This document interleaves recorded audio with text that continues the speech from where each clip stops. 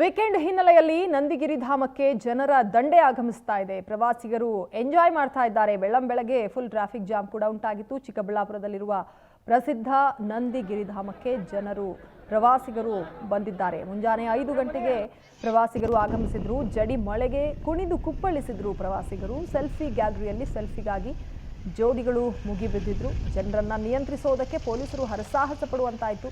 ರಾಜ್ಯದ ವಿವಿಧ ಮೂಲೆಗಳಿಂದ ಪ್ರವಾಸಿಗರು ಆಗಮಿಸಿದ್ದಾರೆ.